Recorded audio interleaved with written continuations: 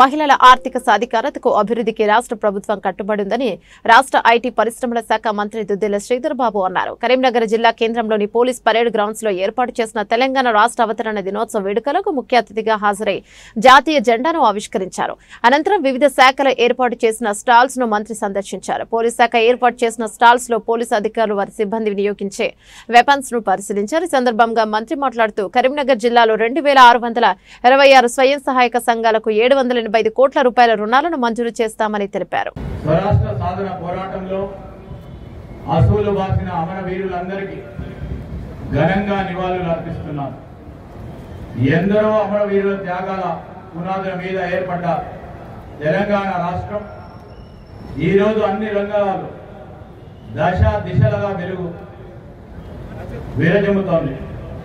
దేశంలో అందరి దృష్టిని ఆకర్షిస్తుందని చెప్పుకునేందుకు గర్వపడుతున్నాను.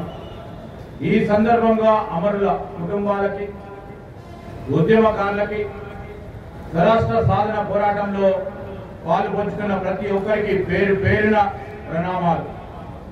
తెలంగాణ రాష్ట్రాన్ని భారతదేశంలో ప్రపంచ స్థాయిలో అగ్రస్థానంలో నిలిపేందుకు గౌరవ ముఖ్యమంత్రి రేవంత్ రెడ్డి నాయకత్వంలో తెలంగాణ రైజింగ్ 2047 విజన్తో ప్రజాప్రభుత్వం ముందుకు సాగుతా ఉంది.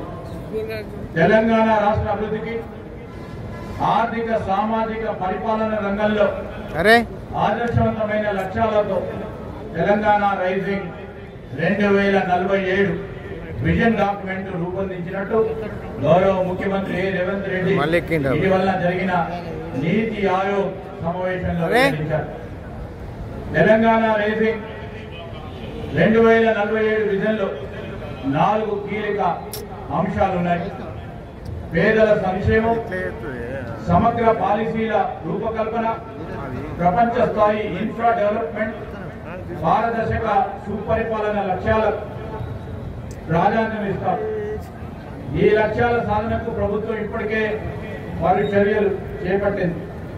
తెలంగాణ సమగ్ర అభివృద్ధికి ఇప్పటికే welfare and social justice policy, green energy policy, infra and industrial policy, tourism పాలసీని ప్రభుత్వం సిద్ధం చేసింది. ఈ విజన్ డాక్యుమెంట్ భవిష్యత్ తెలంగాణకు ఒక భగవద్గీత. ఇది తెలంగాణ రూపురేఖలనే మార్చేస్తుంది. ఆడబిడ్డలు ఆనందంగా ఉన్న ఇంట మహాలక్ష్మి తాండవిస్తుంది. అందుకే రాష్ట్రంలో 1 కోటి మంది ఆడబిడ్డలను కోటీశ్వరులను చేయాలనే సంకల్పంతో ప్రభుత్వం అనేక కార్యక్రమాలను చేపట్టింది.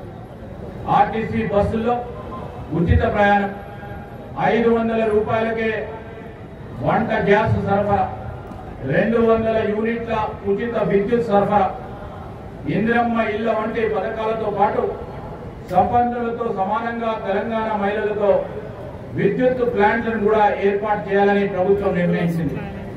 మహిళలు పెట్రోల్ బంకు నిర్వహణ, మహిళా శక్తి క్యాంటీన్ల నిర్వహణ చేపట్టారు. శిల్పారామంలో 100 ఇందిరా మహిళా శక్తి స్టాళ్లను ప్రభుత్వం ప్రారంభించింది.